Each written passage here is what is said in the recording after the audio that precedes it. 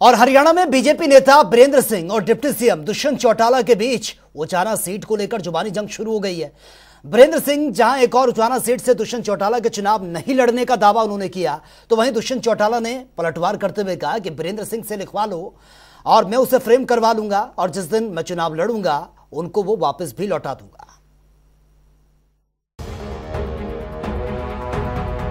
हरियाणा के जींद जिले में उचाना विधानसभा में सियासी घमासान थमने का नाम नहीं ले रहा।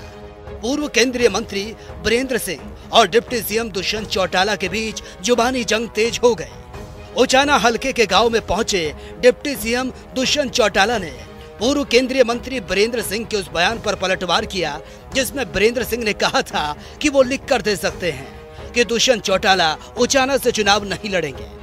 शर्म करने की बात है, यानी आप अपने वोट का निर्धारण ऐसे करते हो कि कोई चुनाव लड़ने वाला किसी गांव में सो गया तो उस गांव की वोटों की गिनती बदल जाएगी। और इन चीजों को वो समझते हैं इस बात को। और मैं आज भी आपको कहता हूं, अलायंस हो चुनाव दुष्यंत चौटाला यहां से चुनाव नहीं लड़ेगा, ये लिखवा लो, मैं लिख के दूंगा। दुष्यंत चौटाला ने कहा कि वो उचाना से ही अगला विधानसभा चुनाव लड़ेंगे। चौधरी बीरेंद्र सिंह से लिखवा कर लिया, मैं उसे फ्रेम करवा के रखूंगा और जिस दिन चुनाव लड़ूंगा उनको वो वापस दे कर आऊंगा।